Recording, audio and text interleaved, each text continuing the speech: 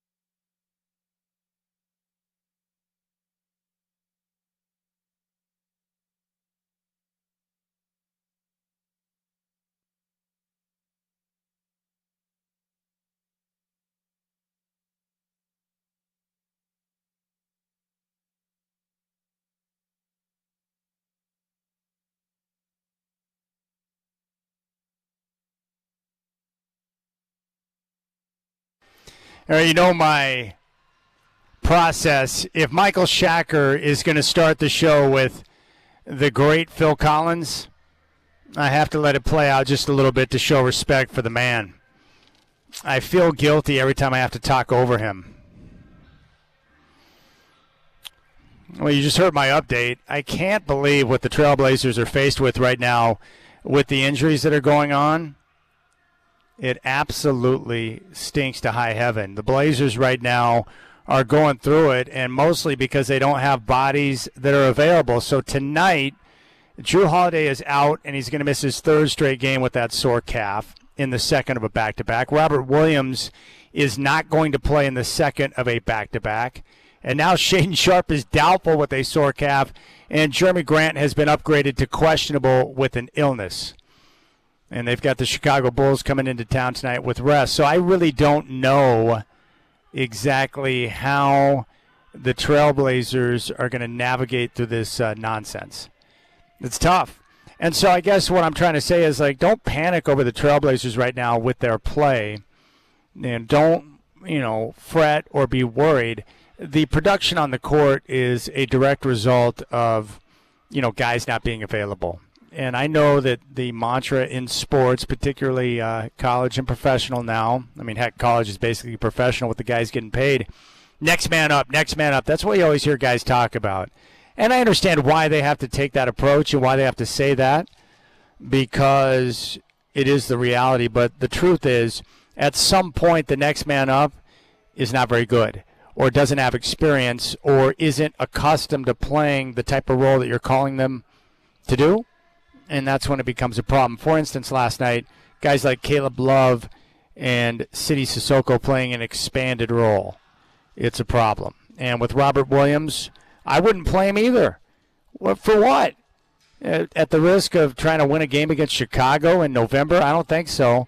He's been very brittle since his time in Portland, and he's very valuable to this team right now because of his experience and the fact that he's one of those guys who provides key backup minutes at the center position behind Donovan Clingan, and you certainly don't want young Hansen playing too many minutes right now.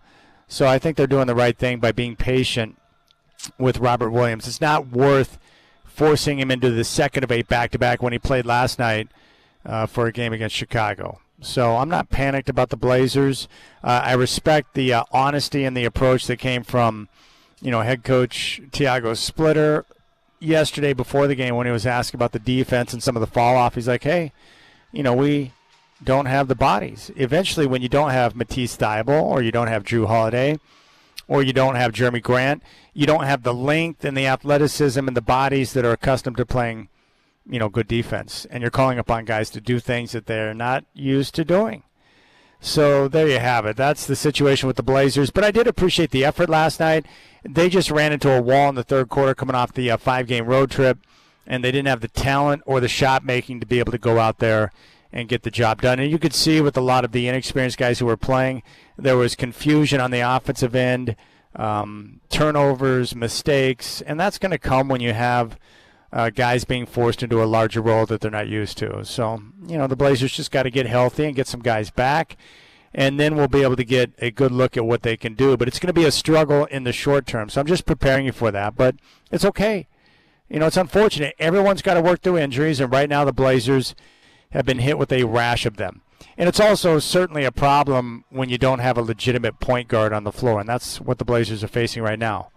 No Drew Holiday, no Scoot Henderson, and they don't have Blake Wesley. They have no point guard. Who the heck's going to handle the rock? Who's going to set up and initiate the offense that can take some of the pressure off of Denny Avdia? Well, the Blazers right now are just going to have to, come together. And I think the key is for me, regardless of result, just continue to go out and play hard. But I think what's happening now with the lack of depth is you're asking guys to play a certain style. They want to play fast, they want to play hard, and they want to be aggressive, and they want to pick you up 94 feet defensively. But the problem is when you have less bodies and it shrinks your rotation, you don't get the proper rest throughout the course of the game. And it's something that Coach Splitter talked about last night after the game, is that maybe in the short term with all the injuries, maybe you've got to take a different look or a second look at how you approach things, what you're trying to get them to do, and maybe you got to change up your game plan. Similar to a young quarterback or younger players or a younger team, you go with this simplified approach. I think that's the best way to do it. So coming up on the show today, Chris Burkhart's got Blazer Game Day coming up at 5 here from Moda Center. The Godfather, Dwight Jaynes, my good buddy, going to join me coming up at 3:20. I want to get his take on the current situation with the Trailblazers. We'll get his thoughts on Drew Holiday and what the Blazers should do with him. And then I want to ask him and talk to him about what Steve Kerr commented on, and that's the rash of injuries, in particular to star players that we're seeing with these soft tissue injuries and so many guys who are missing games right now. What I want to know is, what is the cause of this? Is it the fact that guys are playing basketball year-round now and not getting proper rest, so there's more jarring and pressure on their joints, ligaments, and tendons?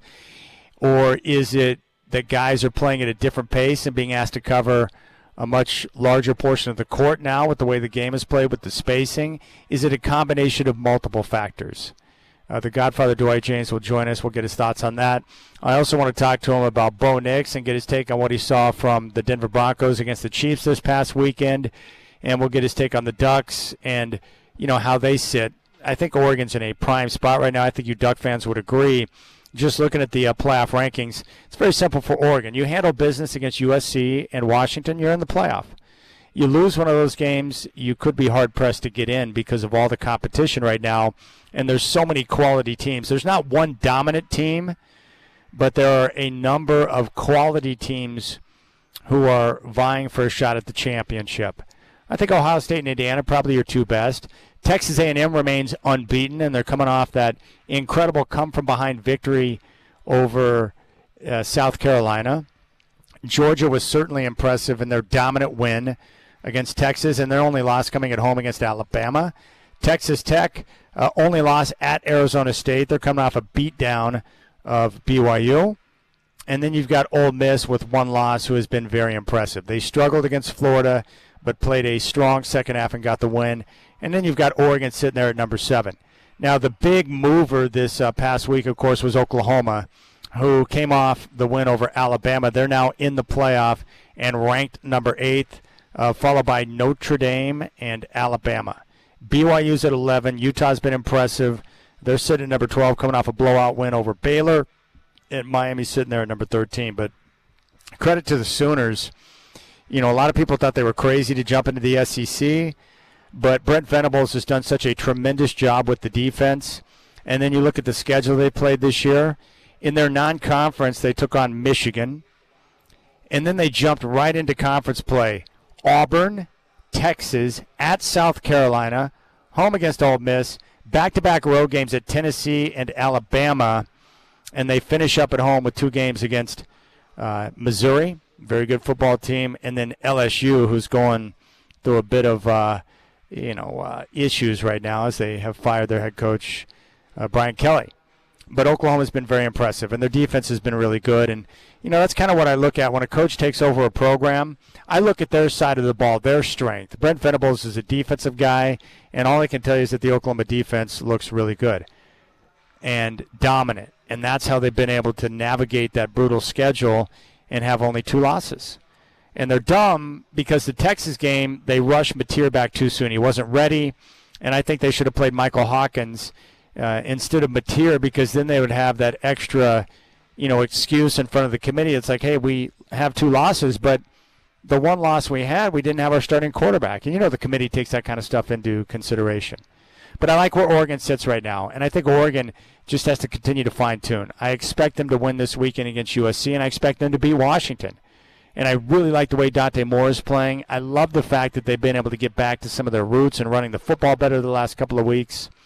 And I like their toughness. And I think Dan Lanning is terrific. But overall, I like where Oregon sits right now.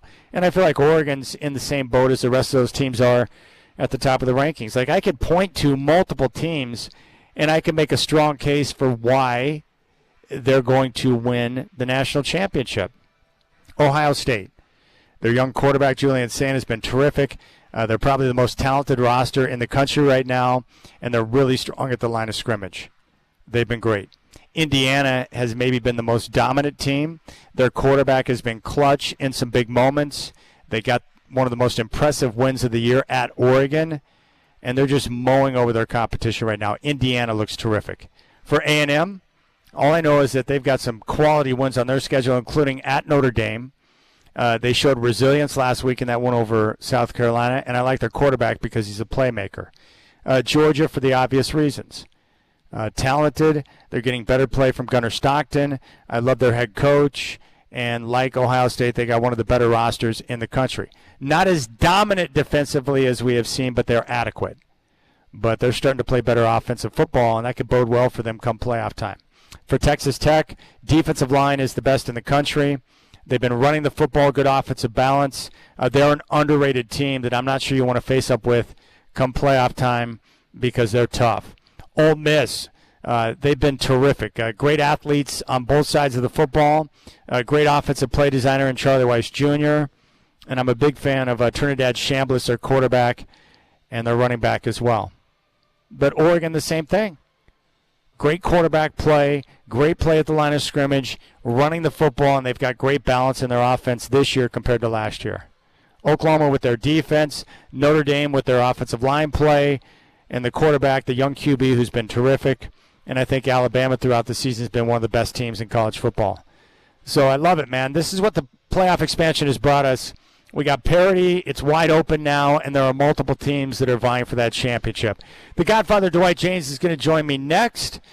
You can reach out to me on the Rip City Radio text line, 88528. 88528. Put that in your phones. You can fire away with any thoughts, comments, anything that's on your mind. Hit me up on the Rip City Radio text line, 88528. Once again, that's 88528. Put it in your phone and fire away.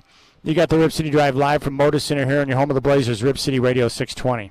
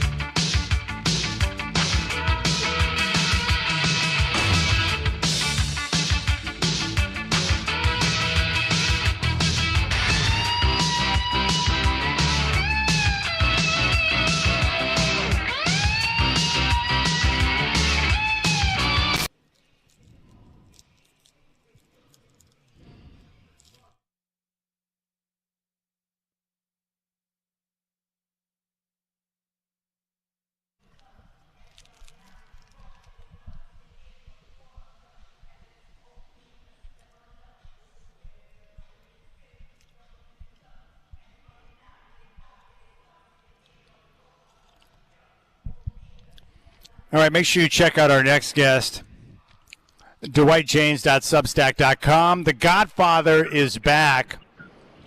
Godfather, I appreciate you taking time to join me. A lot of things to talk about. This Trailblazer injury report tonight reads like some sort of a novel. Drew Holiday's going to miss another game with a sore calf. Robert Williams not going to play in the second of a back-to-back. Shaden Sharp is now doubtful, and Jeremy Grant's questionable with an illness. That's got to be tough for acting head coach Tiago Splitter when you're trying to play a certain way and you got no bodies available. Chad, I think you ought to be bringing your basketball shoes to the game tonight. I'll go out there, and I promise one thing. I'll give great hustle, Godfather, great hustle. I think you might need more than that. But anyway, they're going to have to bring somebody in here pretty soon. You know, I know you don't want to do that on a short-term basis, but sometimes the short-term kind of turns into the long-term, and you got to protect yourself. And playing without a point guard is a very dangerous thing to do, especially when you're trying to play up-tempo and you're trying to play pressure defense full court. You really need that guy out there who can get everybody organized at both ends of the floor. Well, I know that right now it's before that time period where you can sign a guy to a 10-day contract. I'm wondering, I think they would qualify for an emergency waiver because of their injury situation. So what do you think is the best pathway for them? Should they apply for a waiver to get a 10-day where they could bring somebody in? Because I think you mentioned to me earlier today Delano Banton is floating around out there. Or should they be scouring the G League to maybe look at maybe dropping Devontae Cook and bringing in a guy who can, handle the rock and take some of the pressure off of Denny Avdia and the rest? Well, Chad, I think in this situation, you really, the way they're playing, you're going to have injuries all year. I think there's no way around it. The pace of the league right now is just causing everybody to have injuries. Why not just add somebody to the roster and like you said, maybe dump a two-way guy, figure out a way to add somebody, even if you have to cut somebody who's playing a little bit. But add another point guard. That's the most important position. And there are players out there. Let's face it, just based on demographics and the size of people, point guards are the smallest people on the floor.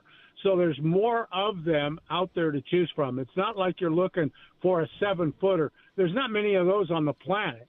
But when you're looking for an average-sized person, or at least somebody close to average size, there are point guards around, and there are guys who played, a few years in the league that are unsigned right now. And I mentioned Delano Banton in a column I wrote this morning. I mean, he is out there. He knows the system a little bit. He knows the other players. He knows the town. You could come in. It would be almost seamless for him to transition into playing. He's not a traditional point guard, but he's filled that role for Portland in the past. He can get the ball to the right people. He knows how to do it. He's a decent passer, and I think he can bring the ball up. They have to do something, I think, more than just a short-term fix, because I don't like the way these soft-term injury or soft tissue injuries are going for the whole NBA. And I think you better just prepare yourself for players who are actually capable of playing long minutes and maybe a long time in the real NBA, not the G League. Yeah, no question. Tom Habistro put out the number. NBA star players are missing twice as many games as they did in 2023-24, and it's gotten so bad that nearly half of all NBA stars are injured right now. So, Steve Kerr talked about this at length yesterday, and he talked about the pace at which these NBA teams are playing and the spacing and the amount of space that players are required to cover now. It's a different game than what it used to be. I would imagine it's probably a combination of a variety of factors, but what do you think are some of the key things that are contributing to the rash of injuries you're seeing across the league? Well, Chad, there's no question the pace is really a big change for a lot of players. I think, too, you have to take a look at some of the things involved in your athletic philosophy in terms of trainers, medicals, analytics in terms of condition of players, all of those things, because they could be doing things better, I think, than they are. One thing, Eddie Johnson, I mentioned it to you before today. Eddie Johnson on X today mentioned the idea that they've shortened training camp for these teams so much over the last several years. It used to be quite a bit longer. There used to be many more exhibition games. Well, I don't know that you need the exhibition games, but I think you need a longer training camp to condition these guys for what they're having to go through during the regular season.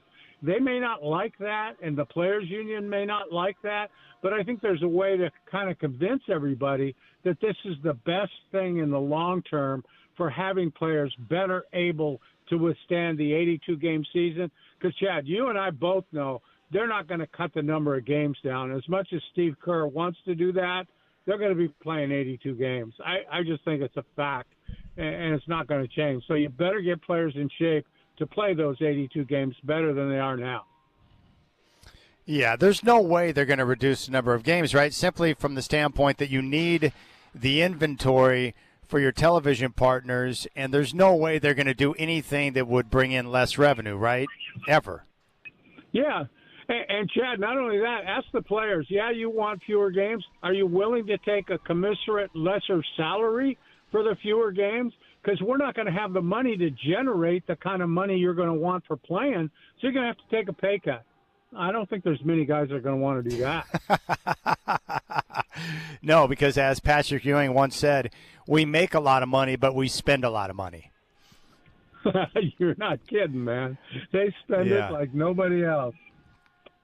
Well, aside from the injuries and the impact it's having on the play, I did respect the answer that Splitter gave last night before the game when he's like, hey, the defensive slippage and some of the lack of production, you know, eventually when you go to the bench, the guys you're bringing in aren't as good as the players you had before. But what else are you seeing that's contributing to some of the defensive slippage over the last week plus? Well, first of all, you know, to get it out of the way, Tiago's right. I mean, their biggest problem right now is the injuries. That's problem number one.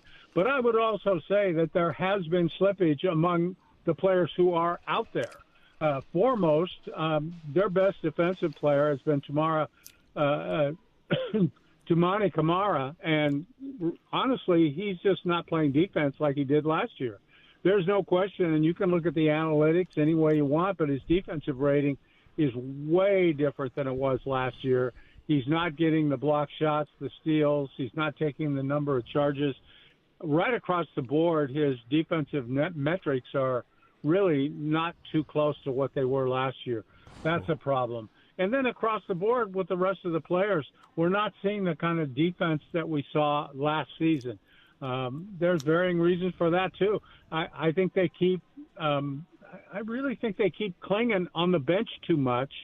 They're just better at defending the rim when he's on the floor, and when he's not on the floor, teams are just taking it right into the paint. They're giving up a lot of points in the paint right now. And that's tough to overcome, especially when you're not as good a three-point shooting team as you probably should be when you take as many threes as they do.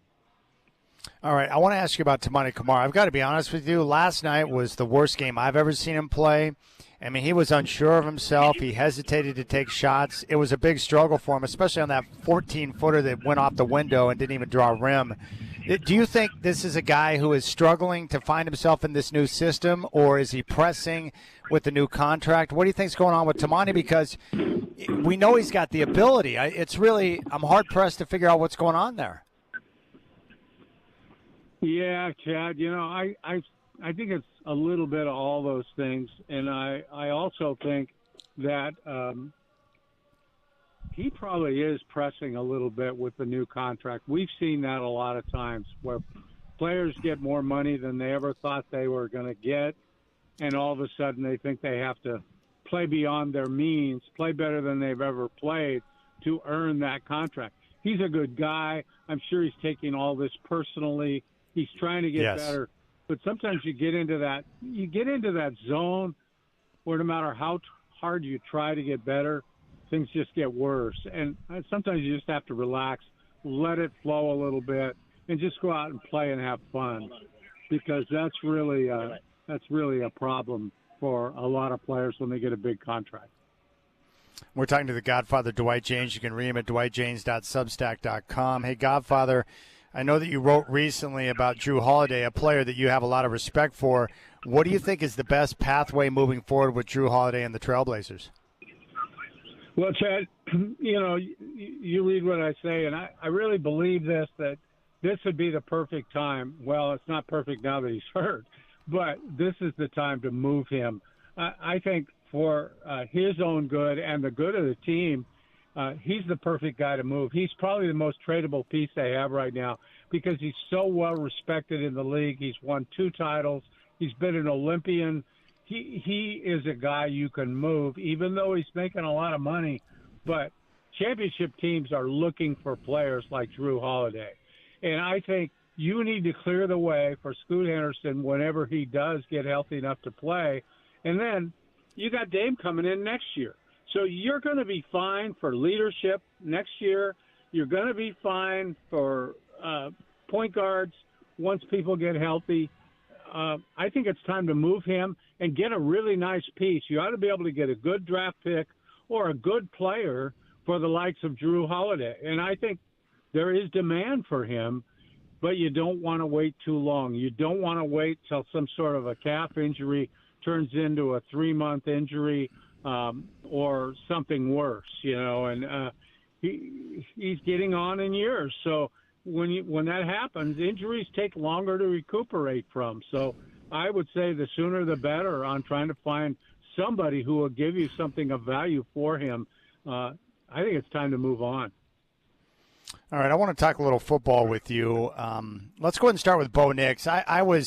That Bronco-Chief game over the weekend was a great game, but it was also the best game I've seen as a Bronco fan in 10 years. It was awesome, but most importantly, I was happy for Bo Nix because he had really struggled in his previous 2 games against the Texans and the Raiders, and then he went out there and out-dueled Patrick Mahomes. What were your thoughts on the way Bo Nix was able to perform in that game, especially on 3rd down? Well, Chad, his 4th quarters have been pretty good all year, and especially were good Sunday. He really does, I think, tighten it down in the 4th quarter, and I think he needs a lot of the game to adjust to what the defenses are doing and reading that and processing all that because he's a young quarterback and he's dealing with a head coach who gives him play calls that are longer than the Gettysburg Address in some cases.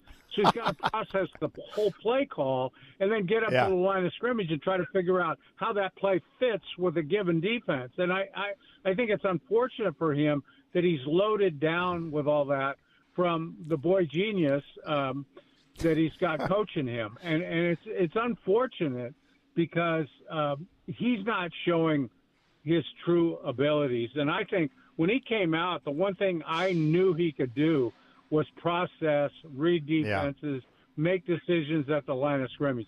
The guy is really smart, and he showed that at Oregon, how well he can be a field general. He is that kind of leader who can see what's going on.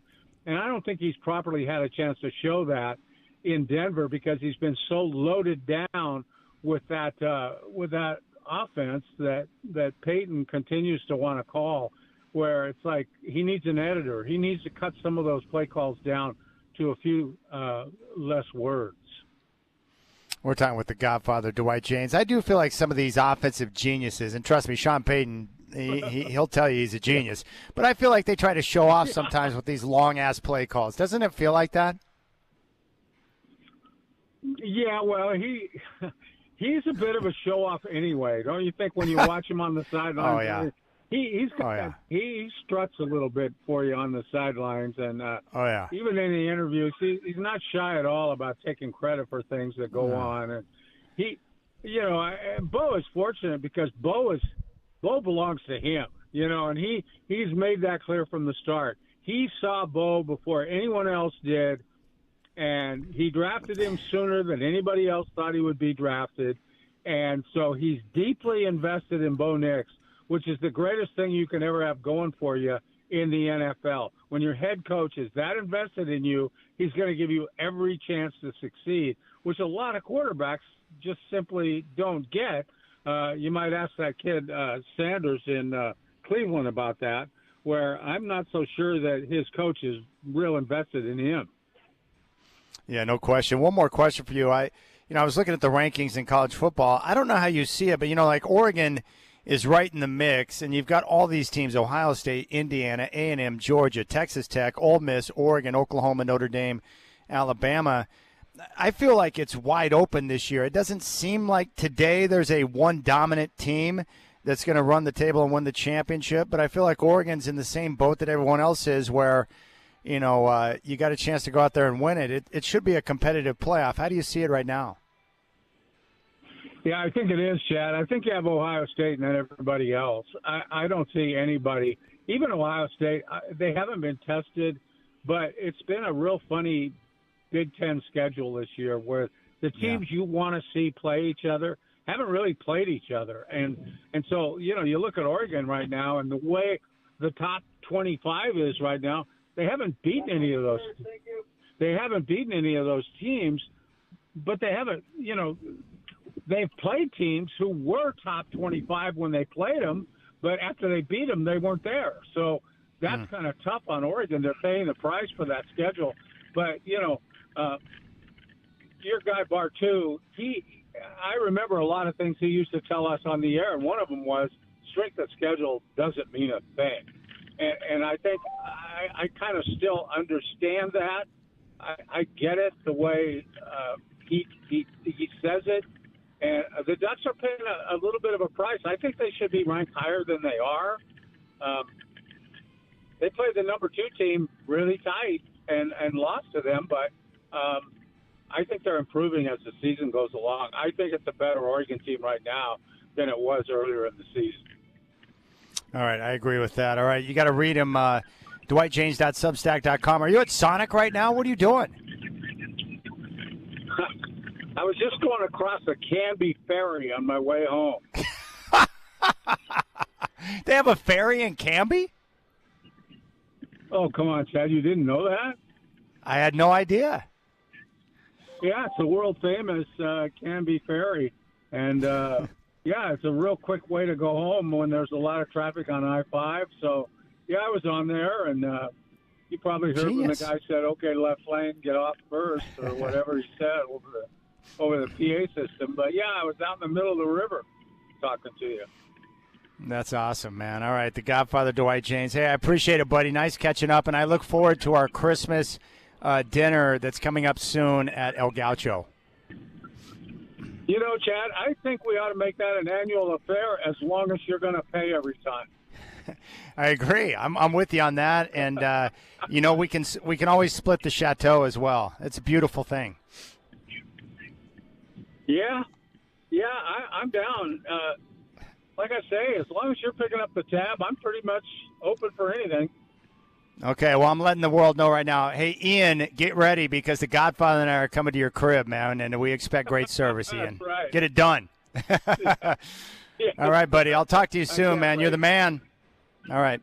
There you go, the Godfather, Dwight James. Love him. I had no idea there's a ferry that you can take out in Canby. This is news to me. How many ferries have I been on? I've used the one up in Port Angeles to get over to Victoria. I think that's the only ferry I've ever been on. Oh, this is a great song. All right, crank this, Shacker. Give me some volume.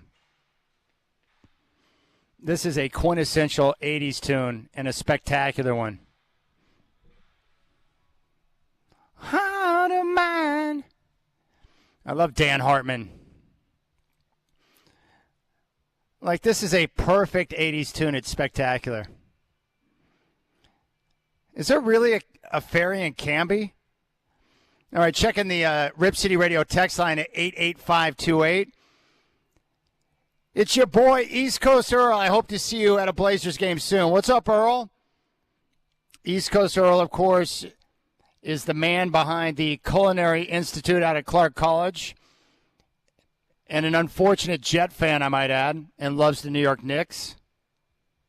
What's good, Chaz? What's good? From the 503, should have never traded Simons for an old guard. bad deals. Should have gotten more than that. Even draft capital would have made more sense. Man, I love Drew Holiday. I'm not going to go that far. All right, we'll keep things rolling. What's up, my friends? Rip City Drive. Hit me up on the text line 88528. Sean Hiking going to stop by at 420.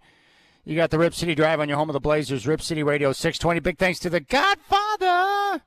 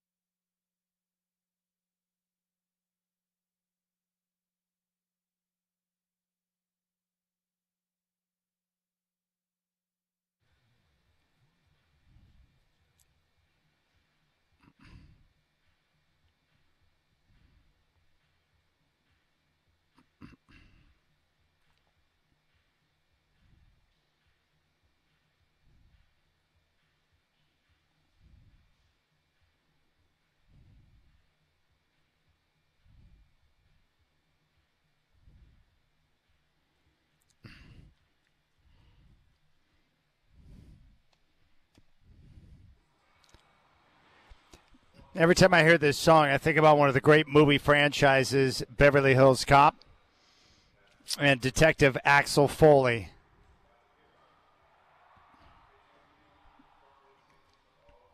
All right, you can reach out to me on the Rip City Radio text line, 88528. 88528. From the 503, Young Hansen needs more minutes. I am not happy with Splitter not at least giving him 5 to 7 minutes. What is he going to get hurt? Look, I have watched enough of Hansen. I just don't think he should be out there on the floor for extended minutes right now. He's not prepared for it. Now, he's going to get more minutes tonight because the Blazers need bodies on the floor, and Robert Williams III is not going to play. But for Hansen, you don't want to have him out there on the floor too much because he's going to get taken advantage of. So, again, like I said, I'm taking the long approach with Hansen, and I said that before the year where, he's a project, and it's going to take time. He's coming over from the Chinese Basketball League. He's adjusting to the NBA game, which is a different speed with different types of bigs at the 4 and 5 than he's accustomed to playing, who are much more athletic. So we just got to be patient with the development process of, Hansen. It's going to take time. Now, for the Blazers right now, they've got multiple options that they can look at in terms of how they want to address the lack of guards on their roster with the injury to Scoot. Drew Holiday's out right now. They don't have a true ball handler. They can apply for a hardship, which is allowed if 4+ players are out for an extended period of time. Possibility if needed. So that if they apply for the hardship, I believe they could sign a 10-day, but right now they're not in the period of time where they can do a 10-day contract. I do know Delano Banton, as the Godfather mentioned, is floating around out there. Separately, they could waive a two-way to add a different two-way. And they obviously have a trade as an option, but the two-way thing would make sense because I think it would make sense maybe to waive, Devontae Cook, and then you could scour the G League and see if there's a player, a guard that you believe could come in and handle the workload for the time being until you get your guys back in the lineup. But the problem is with injuries, as you know, whether it's football, basketball, whatever, when you get a wave of injuries or a rash of injuries to one particular position group, it can create all sorts of problems. Like sometimes football teams will get ravaged on the offensive line, like we're seeing right now with the LA Chargers. Some teams will get destroyed in the secondary and have multiple corners down. And so you've got to go through this patchwork of trying to find guys that you can plug in to get the job done. It just makes it difficult. That's the hard part. So I don't know. Yeah, I don't know. But the Blazers, like I said, I'm not panicked. There's no reason to be upset. The Blazers, when they were healthy, were playing the right way and getting the job done. Now they're suffering a rash of injuries, and they're going to go through a rough patch. And it's going to be like that for a period of time because the schedule right now is going to be brutal. They've got Chicago tonight, second of a back-to-back, with multiple guys out. Friday, they're going to be at Golden State. Sunday at Oklahoma City. Monday, second of a back-to-back at Milwaukee. And then they're back home right before Thanksgiving to take on the Spurs. And then they get Oklahoma City at home on the 30th. So the rest of November is going to be a bit of a struggle, but that's okay. That's okay. You can reach out to me, 503-248-0620. I was looking at the viewing options we have for college football this weekend, and it's going to be good. Top 25 action, 9 o'clock on ABC. Number 22, Missouri's at number 8, Oklahoma. The Sooners are coming off back-to-back road wins in the SEC at Tennessee and at Alabama. And the Sooners right now squarely in the playoff mix. They're in the same boat that Oregon's in right now. If Oklahoma takes care of business at home against Mizzou, at home against LSU, they're going to be in. You got to watch that game. Number 13, Miami, is going to be at Virginia Tech.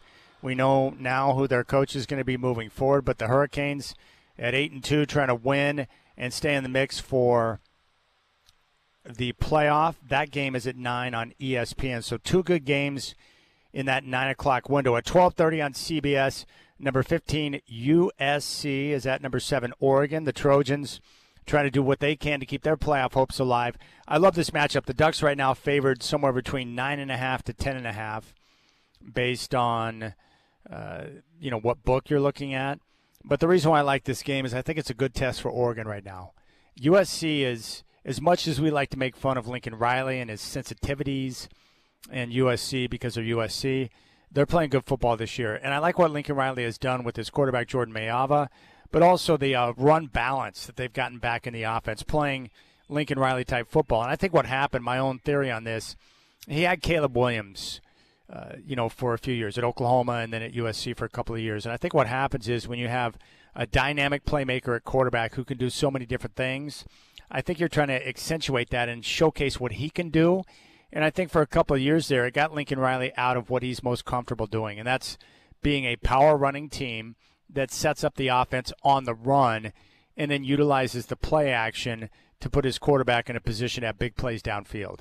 And now we're seeing that back in his offense. And I think this is going to be a good test for Oregon. I think that's going to be one heck of a football game, and I can't wait to watch. Also at 12:30 on Peacock, Syracuse at number 9, Notre Dame. The Irish, of course, if they handle their business, they will be in the playoff. They're a monster favorite. We move along now. 12:30 on ABC, Arkansas at Texas. If you like to root against the Longhorns like I do, you might as well tune in and see what takes place there. 1 o'clock on ESPN2, Kansas State's at Utah. Utah is trying to play their way into the Big 12 championship game. And, of course, the Big 12 champion will be in the playoff.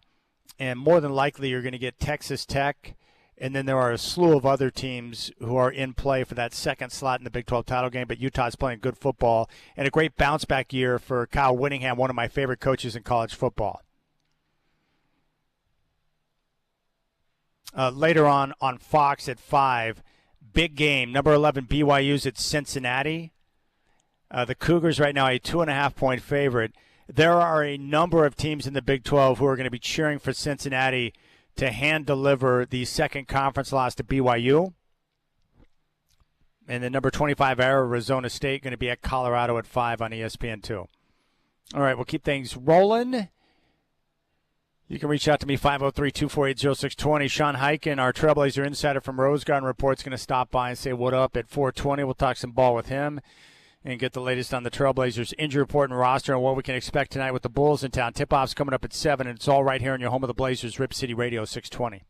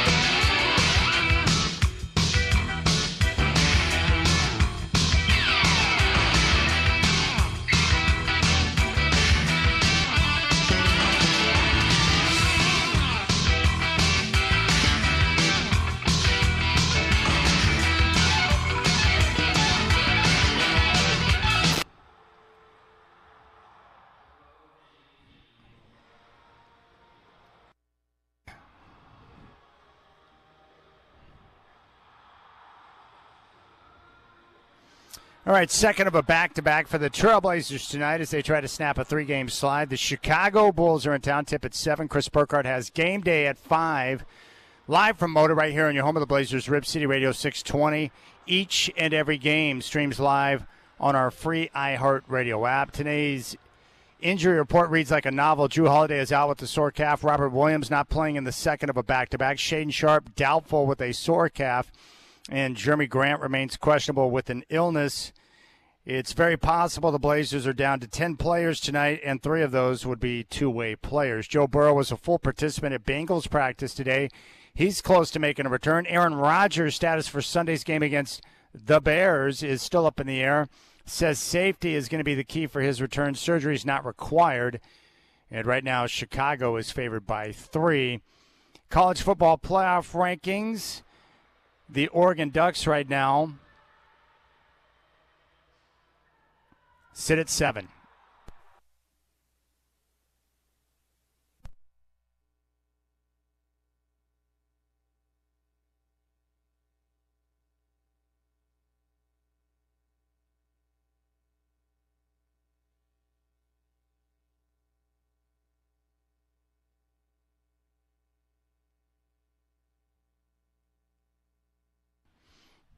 All right, you can reach out to me on the Rip City Radio text line, 88528, 88528. From the 702, awesome to hear you play Dan Hartman. He left us way too soon. I always thought that his song, Free Ride, was the perfect pop song. Maybe I'll see you at the game tonight. It might be interesting. Well, it's going to be interesting, all right, because the Blazers, they should probably have open tryouts. I could go out there and at least give them 2 minutes of effort. And then I would get embarrassed and be asked to come off the court by Tiago Splitter. But I'd do something, man. I'd fight for the pinwheel. Whatever it takes. Whatever I can do to make it happen. Also from the 503, why doesn't anybody give an update on Chauncey? Splitter isn't the solution. Well, I'll say the same thing about Coach Splitter that I said about all the people asking for the acting label to be taken off and for Splitter to be given the full-time job. The bottom line is that Splitter's been, head coach for like 12 or 13 games? It's too early to know what type of coach Splitter is. I like him, and I think he's got a chance to become a really good NBA coach. But it's too early to tell. I don't know if he's good, bad, or whatever. I just want to sit back and watch the season continue to unfold. Like I've said before, I give a lot of credit to Chauncey Billups for laying the foundation for the culture that is here. And I think Splitter's done a very admirable job considering the difficult spot that he had to step into after the first game of the year when your coach gets taken in by the FBI. That's not ideal, but Splitter's handled it really well. And he's learning on the job, and I think the assistant coaching staff, they've all worked together as a unit, and they're doing a good job. So I'm proud of the way those guys are continuing to work, which is nice. Now, in regard to an update on Chauncey Billups, the reason why I haven't given an update is because there's no update right now. There's no update to give on Chauncey Billups. We'll wait and see what comes out in court, and we'll go from there. 88528 is the Rip City Radio text line. You can reach out. Now, I had mentioned kind of the college football lineup for this weekend. I'm loving the college football so much, and I love the expanded playoff, and I love the fact that there's so many teams right now that can make a strong argument as to why they're going to go out and win the championship this year. But one of the coaches I'm a big fan of is Kenny Dillingham, head coach at Arizona State, used to be the offensive coordinator at Oregon, had a chance to go back and be the coach at his alma mater, and he's doing it right now. And he's made it clear this week that he's not going to go anywhere. He's a hot ticket item right now because of some of the openings around the country, but Dillingham's not going to go anywhere. He's going to stay with the Devils. And this is the way a head coach should handle NIL and the way he pimps his program. And the reason why I love Dillingham is that instead of complaining about the current system, the way it's set up, like some of the old curmudgeons around the game that have been doing it for much longer than he's embraced it for what he is, and he's got the player's best interest at heart, and he's trying to make sure he do things the right way. Take a listen to Kenny Dillingham, talking about the local businesses in the Phoenix area that should find ways to help promote his players. Every restaurant, if you don't have a food item named after an Arizona State Sun Devil, why? Like, I don't get it. $500 a month, $1,000 a month, right? It's a business expense because it's a marketing expense, right? If you're a local company and you want to engage community, or if you're a new business and you want to get people involved, what better way to get your brand out there to, the city than utilizing our players? After me? Yeah, like if somebody were to name something after you, what would you want? A hamburger, a wrap? Probably a cardiac burger or something, right? What is on that? Anything that causes you to sweat and that goes to the very end of your dinner to eat, right? Something along those lines. I think that's fair. I love that, man. That's Kenny Dillingham. Just the way he approaches everything and embraces his players, I think is absolutely terrific. I like the way he handles his business. I like the way he operates, and I think he's terrific. That's Kenny Dillingham. And I wish some of the old curmudgeons in the game would kind of approach it the way he does. It's pretty sweet. And I think people can learn from that. And here he is talking about the recruiting mindset and what he's looking for in terms of players in his program. Not really. I'm very big on, what do you want? I want people who want to be here. If a kid on our team doesn't want to be here, he shouldn't be here. This isn't a hostage situation, right? And I don't ever want that to be. I want our culture to be guys who chose to be here, not tricked to be here, not, very good sales pitch to be here. No, I want to be here. This is where I want to be. There's no other place I'd want to be. This is it. And so, no, I really don't get into all that with guys. I'll give them, the facts of the questions that they're asking me, but I'm never going to sell them on one direction or not. If they ask my opinion, I'll give them my opinion, give them my honest opinion, but I'm not going to give my opinion unless they ask. Right? My job as a college, in my opinion, is to help these guys succeed. Right? So if somebody asks me a question, I'm going to give them the right answer. If that's good for ASU, great. If that's bad for ASU, that sucks. But the last thing I want is to trick a kid to stay here. Because even though in the temporary that sounds really good and we'll win social media, yay, we kept the guy, everybody's fired up, we will lose in the end every time. Because that's how cultures get broken. And I want guys who 100%, want to be here, want to graduate from here, want to become a legend here, want to be here and, come back to games like Scott's coming back for the Arizona game. I want guys who are vested in this place and want to be a part of it. That's perfect. That's exactly what you want from a head coach in terms of how to sell the program, how to recruit players. And I love what he said there. It's not a hostage situation. So, again, I think there are older coaches who have been around for a long time that can learn from a young coach like Kenny Dillingham who's going about things the right way. And I just hope more guys jump on board and can operate in that fashion. Now, with the NFL slate this weekend, we had some great games this past weekend with Denver and Kansas City. Obviously with Philadelphia and Detroit. But this weekend slate, not so good. Thursday night game, Bills at the Texans. Buffalo is favored by 6, and it looks like it's going to be more of Davis Mills as C.J. Stroud is still in the protocol. I'm glad they're taking good care of him. The Texans at 5-5, it's unfortunate. Their defense is one of the best in the NFL, and their pass rushers are sensational, but they just haven't been able to find that consistency on offense. And for the Bills right now, coming off that incredible win over the Bucks, and Josh Allen was incredible, they're trying to keep pace right now with the Patriots and the Broncos and the Colts, and that race for home field in the AFC, which is going to be critical. Steelers at the Bears. I like the Steelers getting, 3 points on the road, but we're still waiting to see the status of Aaron Rodgers. But I do think Mason Rudolph is a good backup to have. He understands the system, he understands the coach, and he knows what he needs to do to put them in a position to win. That's going to be a good football game. Patriots are at the Bengals, laying about 8 points. That's a game the Patriots should win, but I'm wondering if the Bengals might be able to cover that number. Giants are in Detroit to take on the Lions. That feels like a get-right game for Detroit, and more than likely would expect them to run away and blow out the Giants in that game.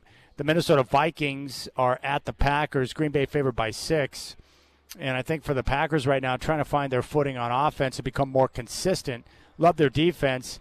And for the Vikings, it's like, what are you going to get from J.J. McCarthy week to week? I'm not sure anyone knows. Also, another big number. The Hawks are like a 14-point favorite on the road against the Tennessee Titans. The Titans are a piece of crap.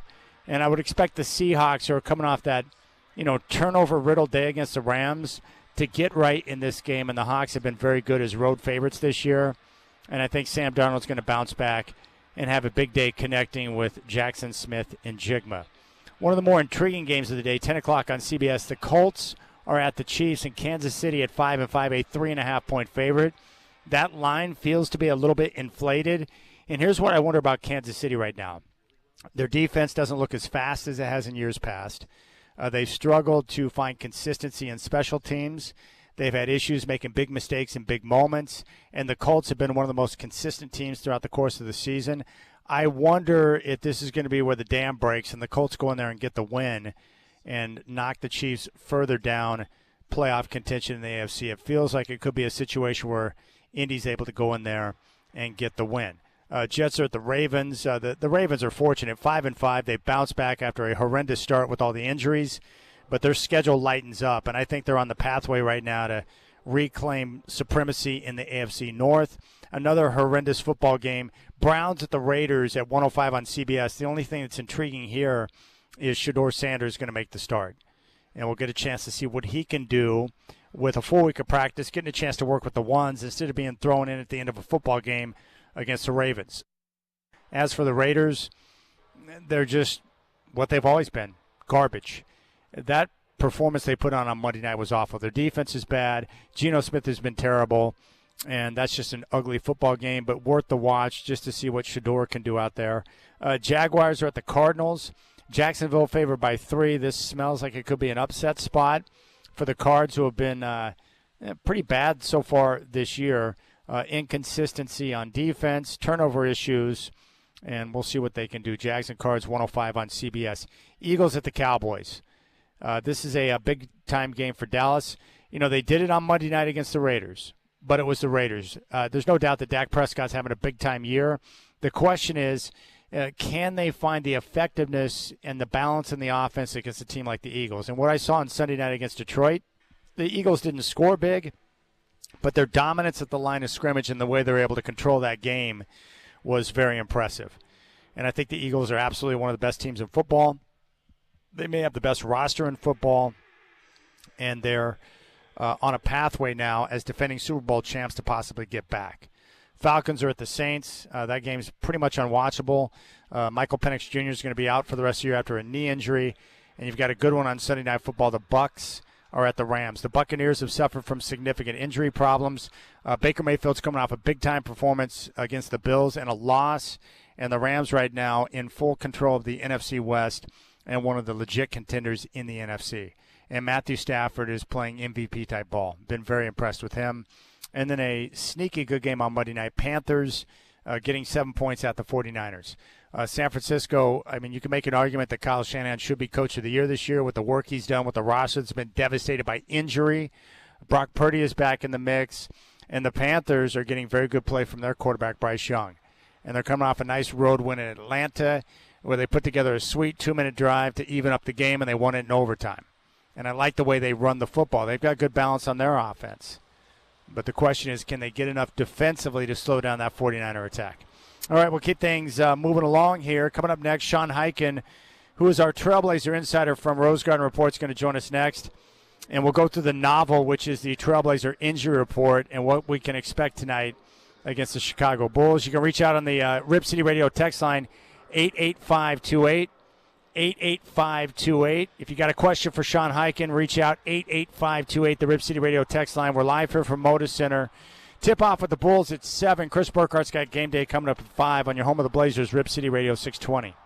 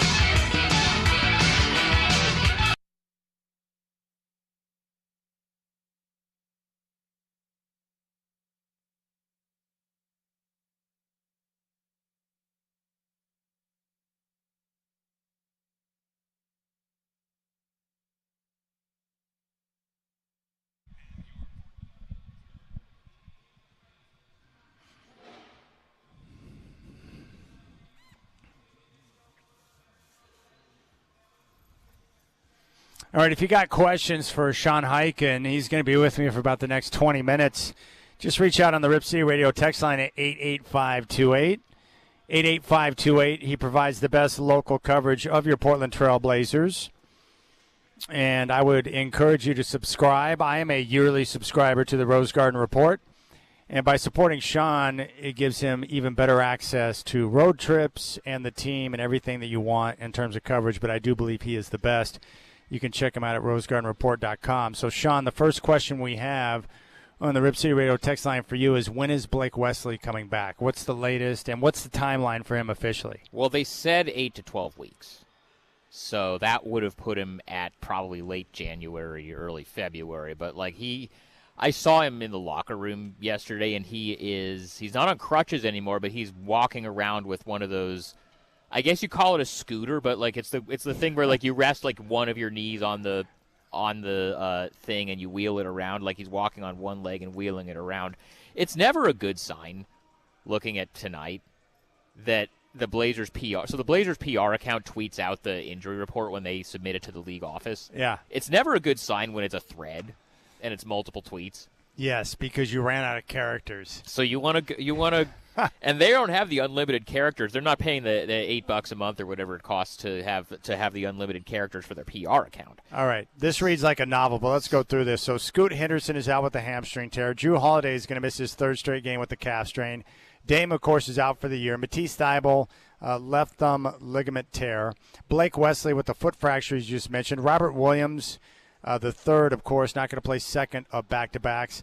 And additional names in the second tweet, Shaden Sharp is now doubtful with right calf soreness, and Jeremy Grant's been upgraded from doubtful to questionable with the illness. Yeah, so it's all the guys that were out before.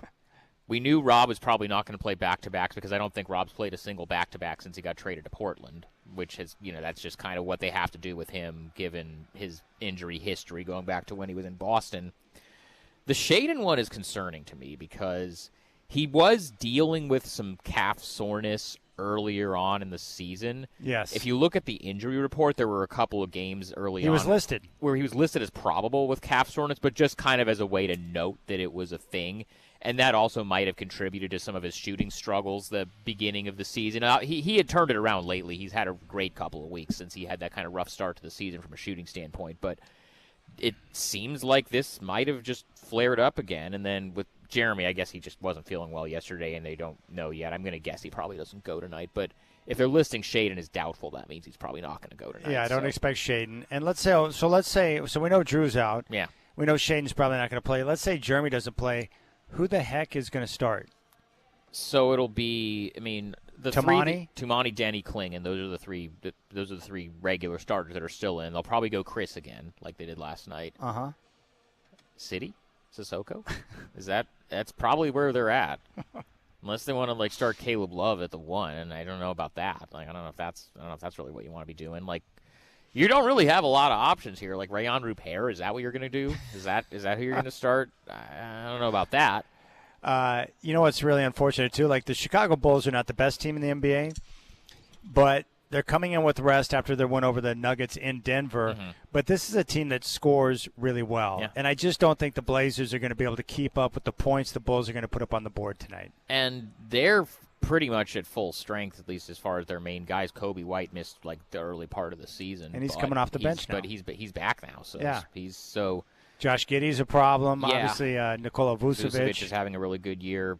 Modest, I think, is really talented. It's, stranger things have happened than a team with the Blazers injury situation winning a game like this, but I don't know. They need a win in the worst way with just how things have gone for them lately and how injured they are and how tough the schedule is coming up. But I don't know. This is not one that's probably going to be. I don't know. The Chicago Bulls. I know you're not a gambling man, but they're favored by 4 points tonight. Sounds about right. Don't you think it should be more than 4 though? Yeah, probably. Okay. The only thing that I think is a silver lining for tonight's game, if you're thinking about tuning in and watching it or listening to it on Rip City Radio, of course, which you should, always listen to Travis Demers and Michael Holton on the call. I'm a good company man. I'm going to get that plug in. Dude, I hear you with the plugs, man. You're money. I love it. But Rob Williams out on the second night of a back-to-back. Yes, I know where you're going with this. If you liked what you saw out of Young Hansen last night, we might get a 20-minute Young Hansen performance tonight. Dude, it was great. Chris and I were sitting next to each other, and every time Young came into the game or did something on the court, the crowd goes bananas. Absolutely. But I'm not saying this to be a homer. I actually thought that his stint there, especially in that second quarter, he made some heady, game-winning type plays. It was easily the best, and there's not a lot of sample size to draw from, obviously, but it was easily, like I know it's not even close, the best game that he's played in the NBA so far in the first 3 weeks of the season. And like, let's even throw out the garbage, because he had some good plays in garbage time too. Like after the game was already a blowout and they put him back in, he had some good plays there. But even just looking at the first half, that's that 5-minute shift he played in the second quarter when it was still a game and the Blazers were in it. He did a lot of things. He was doing a lot of the same stuff that he was doing at Summer League. He was, he had a nice little spin move to get to the basket for a hook shot, got an open dunk. He missed that wide open three that he took, but he took it, which, you want to see him take those when he's got them. He had a couple of nice passes. One of his turnovers was an entry pass that was intended for Shaedon Sharpe that Shaedon wasn't really ready for. He set some good screens, I think, for Shaedon and for other guys. And I saw, you see him on the court, and he's like at both ends of the floor. He's kind of doing the stuff he was doing at Summer League as far as like directing traffic and seeing him be more comfortable doing that in a language that he really still doesn't speak a whole lot of. And on to that point, I think that. I looked over at the bench one time when he wasn't in the game, and I saw him leaning over to behind the bench to Pooh Jeter, one of the player development coaches, and Pooh was saying something to him, and he was nodding and seeming like he understood it, and Chris, his translator, wasn't involved in the conversation. Nice. So the fact that he's at least, like, he really doesn't speak that much English with us yet, with media at all when we've gotten a chance to talk to him, but it seems like he's able to understand more of what his teammates and his coaches are telling him without the translator, and that's a big part of getting more comfortable. And I also think this past weekend they sent him to the G League and had him play a couple games with the Remix. And, first of all, you watch those highlights of the Remix games. I can't sit here and say I watched those entire G League games, but I watched, his minutes. I watched, what he was doing out there. And it looked a lot like he looked at Summer League. He looked comfortable. He was directing traffic. He was doing a lot of things on offense. The defense, I think, is still a work in progress. He's still, the speed is still, I think, a little much for him, but he looked a lot more like the guy that he was at Summer League than he looked like the guy that was completely lost out there that first week of the season when he was playing. And so just getting those reps, you already saw the difference when they put him in last night from where he was at the start of the season. And it seems like they might get to see him play a lot more, maybe not by design, but I had been told that this coming, and to let you guys behind the curtain a little bit, the next two Remix games are this coming Sunday in San Diego and Tuesday in Phoenix. Yeah. I'm flying down to San Francisco tomorrow for the Warriors game. I'm not doing the rest of the road trip, the Oklahoma City, Milwaukee stuff. I was seriously considering going out to San Diego and Phoenix for those two Remix games to check out Young Hansen in person, because I had been told when they sent him to the games last weekend that as long as the Blazers are healthy and have enough bodies and don't need him, that their plan is to have him with the Remix as much as possible this season to get him reps. You know what the Blazers are not right now? Healthy and have enough bodies to be able to send anybody to the G League. 100%. Actually, he showed some toughness last night in the second half. I think he may have gotten hit in the nuts, and he was kind of bent over at the waist. And Travis on the broadcast was like, "Oh, it looks like he may have got hit in the arm." It's like, no, I think he got hit. He might right have gotten there. hit somewhere else. Yeah, he got hit right in the package, and I love it because he was kind of bent over. And then he just got right back up. He did. He experiencing the pain we all do, and he kind of shook off the bench like, I'm okay. I just need a moment to collect myself here. But I appreciated that. But, my biggest concern right now is, like, seriously, Sean, like, what the heck is wrong with Tamani Kamara? That was the worst game I've ever seen him play last night. He's having a pretty disappointing start to the season. He shot a 14-footer off the window. It didn't even draw iron. That was tough, yeah. He's having a pretty rough start to the season.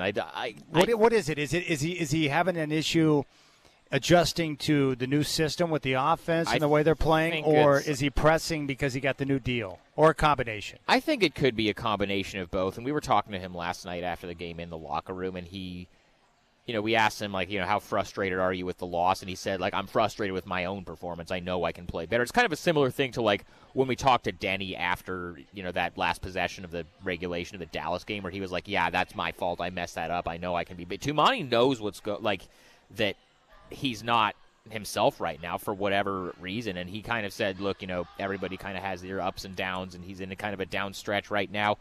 Long term, I think he's going to be fine. We know what kind of player he is. It's just this system, or this new offense that everybody's still adapting to, and B, just how many guys are out right now, and so how many guys have to play roles that they're not accustomed to playing. Yeah. This current version of the Blazers, that is the current roster that they're able to put on the floor, is not really a situation where it's really set up for anybody to look good. I agree. Like last night we saw it, especially in the second half, there were situations where Caleb Love, Sidi Sissoko, where, normally they're in the game, they're going to do a dribble handoff and try to set up one of their more experienced teammates, but there were times where the defense called for those guys to take shots based on what was being given, and they wouldn't fire away. I was in disbelief at just how many different times last night, whether it was Tumani or Chris or even Shaden a couple of times. I know Shaden took a lot of shots last night, but there were some times where he gets the ball wide open on the wing for three. There's no defender. He has like 3 or 4 seconds, and then he just kind of holds the ball and then passes it out. And I'm just like, why would you not take that? Like, just take it. These guys just like, and these are guys, Shaden, Tumani, Chris Murray, even to an extent. These are guys that you feel totally fine taking wide open threes when they've got them. And they just won't take them. They just try to pass the ball, and then you end up in a situation where, like, the final, end of the possession is like Robert Williams holding the ball, like, not in his range of shooting, and he has to, like, throw something up. It's not. Everything is so disjointed right now, and that's where you really miss Drew Holiday being out there, because he just knows where to get everybody in their right spots and get good looks for everybody, and it just completely falls apart when you don't have him. Well, I was looking at that schedule. Uh-huh. You and I were talking about this yesterday, but the upcoming schedule, I guess, the way I look at it is, Sean, is like the rest of November is going to be brutal for this team right now because of the injuries, because they got Chicago tonight, second of a back-to-back. As you mentioned with the road trip, at Golden State, at Oklahoma City, at Milwaukee. Yep. Back home for San Antonio and Oklahoma City to close out the month.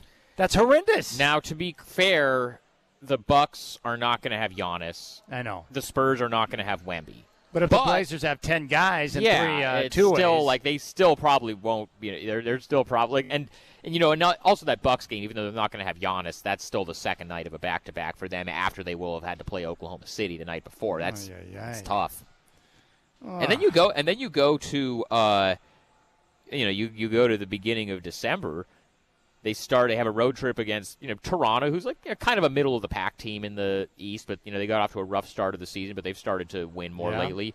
Then you go Cleveland, who's a title contender. Then you go Detroit, who's the hottest team in the NBA right now. They've 100%. Had an awesome start to the year.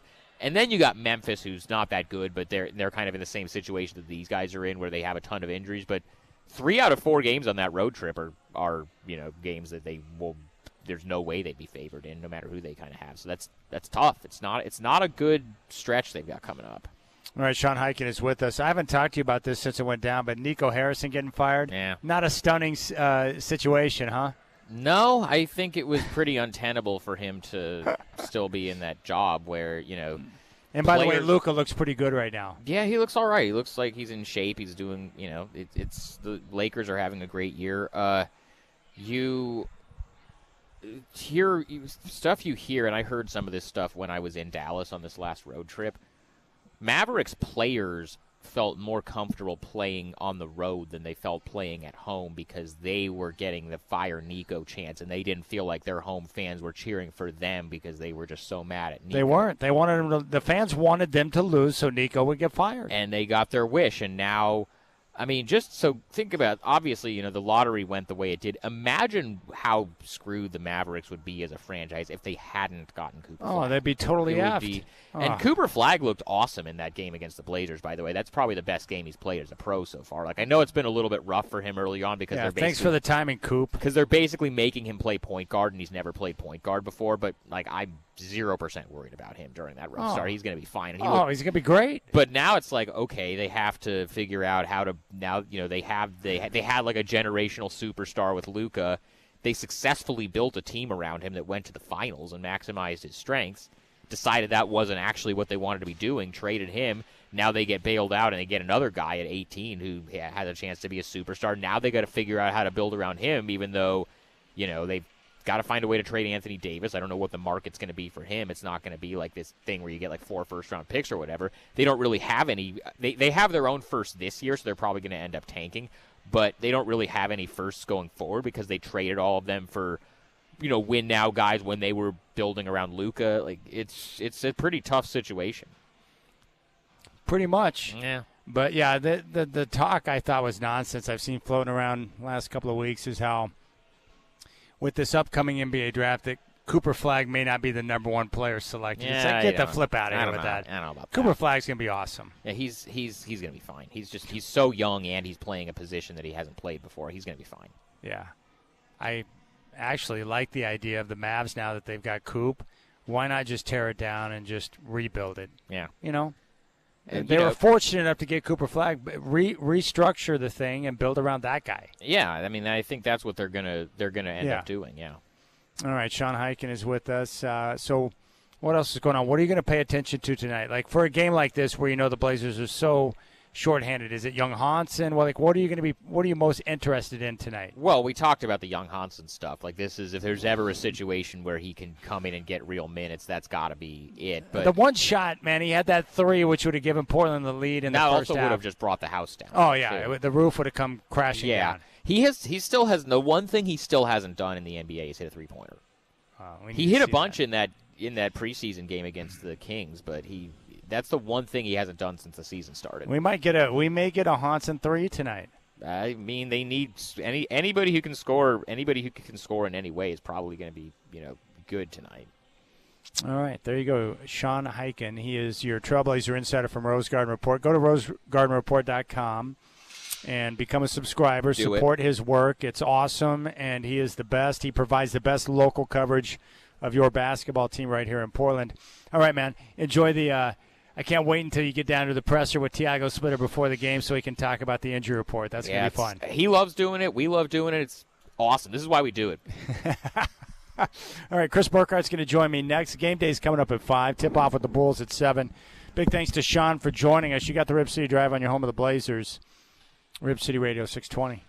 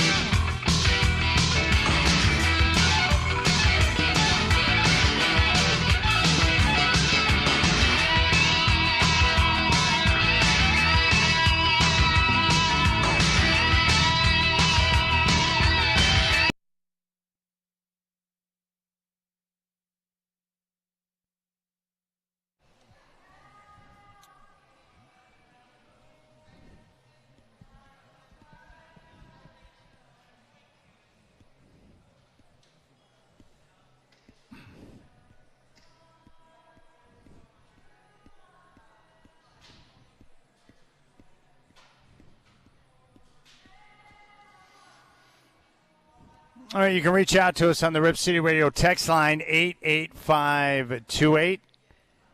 88528. Here's a question from the 503. Why can't or won't the Blazers go to the remix and call someone up on a 10-day contract to fill a backup point guard, shooter / defender spot? Well, first off, you're talking about two different things. Number one, NBA teams cannot sign 10-day contracts until January 5th. Now, what the Blazers could do, and Chris, you can tell me if they qualify for this, but here are the options. The hardship is allowed if 4+ players are out for an extended period of time. So the Blazers may qualify for that right now, right, based on how many guys are out. That's a possibility if needed. Separately, they would have to waive a two-way player who's currently under a two-way deal to add a different two-way. And then, of course, they could always trade on the actual roster and perform that type of deal if they wanted to. But the reality is with the 10-day contract, they can't sign a 10-day until January 5th unless they apply for the hardship. Yeah, and then the hardship gets even crazy, too, because I don't know how that works realistically with Damian Lillard. Like, it's not as if the player started out healthy, then got hurt for a long period of time. You signed him knowing he wasn't going to play, and he's taking that roster spot. So that might impact the ability just to get that hardship, because the NBA might look at you when you apply for it, and go, no, that's not a hardship. You knew what you were getting into. Oh, and Scoot's going to come back soon, so no. So the more realistic would be look at your two-way guys and try to see where you can go there. All right, so the most logical choice in our mind right now would be waive Javonte Cook, who's on a two-way, and then scour the G League and find a guard who can handle the rock, someone you think can handle that load, sign him to a two-way and utilize him until you get guys back healthy. Yeah, I think that would be the best option if you're truly in need of a short-term fix at point guard. Hopefully you get some updates on Scoot Henderson, because there's value there, but I think that's the way you do it. And the unfortunate part is, you have the remix there, but it's not like the developmental league of minor league baseball in the way that we think everybody's part of your system. You can just call up whoever you want. No, you got your Blazer rostered guys, you have your two-way guys. Those other guys are remix guys. You don't just get to call them up whenever you want. So yeah, there's moves that would have to be made. All right, Chris Burkhardt is with us. He's got Blazer Game Day coming up at 5 o'clock. By the way, I know you're a 49er fan. I would vote for Kyle Shanahan to be Coach of the Year based on the work he's done with that decimated roster. I'm thoroughly impressed. Not that I haven't been with him. I think he's a great coach. But this year, he has really pulled the rabbit out of the hat. No Brock Purdy for most of the year. No George Kittle for a giant stretch. Probably one of the worst wide receiver cores in the NFL, especially with the injuries they've been dealing with. No Fred Warner, no Bosa, and they go out there and they win football games. I think the coaching job he's done right now, and we're talking about a guy who's taken San Francisco to the Super Bowl, won the NFC West. I think this is his best coaching year. I think it's unreal what they've done. I agree. I'm impressed thoroughly. It's really hard to replace guys like Kittle, Warner, Brock Purdy. We're talking about top-line guys. And that's why I continue to look at the 49ers, and you realize in moments like this the value of Christian McCaffrey and what he brings to that football team and how they utilize him in so many different ways in that offense. He's filthy. He understands blitz pickup. He can run the football between the tackles. He can get outside around the edge. He can catch the football. Great in special teams. He's your quintessential football stud. Love that guy. I mean, yeah, he's kind of the definition. He's 5-tool. He can do everything, and he's great for you. But you look at Shanahan, man. I mean, I think Shanahan's part of the reason that Sam Darnold got a chance with Minnesota, because he filled in for Purdy and looked good. And then to go through the year, I mean, you're sitting there, and granted, you know me, I've been a Purdy defender since day one, but he has a lot of people sitting there this year going, really? Paid Purdy all that money? Because Mac Jones looks pretty good. Kyle Shanahan he's a quarterback whisperer. He gets the most out of the least. And, yeah, what he's done this season is special. Well, look what he's done right now. So he turned Brock Purdy into a big-paid quarterback. He rejuvenated the career of Sam Darnold, who's now killing it with the Seahawks. And Mac Jones, who was left for dead after his time in New England, he's restored his image. It's amazing. Like, if you are a troubled quarterback coming from a crap franchise, you need to latch on to either one of two guys, Kyle Shanahan or Sean McVay, and I can guarantee you they're going to fix whatever's wrong. It's amazing. Well, Mac Jones too. I mean, he looked like a competent starter. Like over the stretch of games he had, there's probably a lot of teams going, "Oh, wouldn't mind having him on my roster just to have a little bit of stability in that quarterback room." We say this all the time. The most important position in football is quarterback. Second most important is backup. And Mac Jones, boy, howdy, did he play well this year. You know what was clutch? You and I didn't get out here until late last night. The ability to leave the equipment set up and ready to roll for the second of a back-to-back, I feel like I'm on top of the world. I rolled in, plugged in one cord, and I was ready to get after it. Hey, I've been harping on you for like, hey, do we get a permanent spot? You know, like when I think permanent, I think like can't they build like a little glass house or something that only we have the key to get in here? We can feel like animals at the zoo while everyone looks at us, but we just have a spot to put our stuff. It was kind of nice to leave it and not plug it down. I would even let people come by. I would make it a petting zoo. If they want to come by and give me a little pet, I'm fine with that. But, dude, they must have had some wild concert in here the other night because press row was all disconfigured last night. Really? Stuff was unplugged. Everything was out of whack. It was crazy. Oh, man, yeah, I didn't get down there in time to see any of that. That's kind of funny. All right, Chris Burkhardt is here. Now, you said that the college football playoff is making college football fans go bat bleep crazy. It's given college football fans brain rot, man. It's absolutely giving them brain rot. Oh, no, we're not going to get a first-round bye, or, oh, we got to win this, and, oh, this team's so much better. Look at the resume. I hate the idea of a resume, man, because college football is a week-to-week game. Like, the way the season has played out, Penn State, right, has not played as well and won as many games as anybody thought. But going into the year, everyone told you they were one of the best teams in that conference on paper. And now, because they struggled and fired their coach, the whole world wants to act like going into Penn State and winning the whiteout wasn't a big deal. It was the biggest game on the college football slate to that point of the season. It was massive.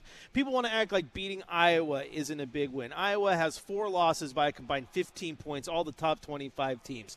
Football is crazy. It's a week-to-week sport. Those wins are big, and Oregon is taking care of business. You said it that you think they're ranked appropriately. I do too. Like, I'm not sitting here thinking, oh, they should be number 3 because their only losses to Indiana. But no, like, oh, how are they ranked higher than BYU because BYU this? No, just let these things play out because they will play out. But, man, don't get brain rot. Here's what's weird to me. Notre Dame, 8-2. Miami, 8-2. Notre Dame right now is ranked 9th. Miami is 13th. Both teams have 2 losses. They played each other earlier this year. Miami won the game, and yet they're ranked behind them.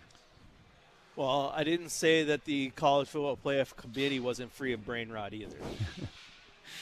No, I just look at the teams.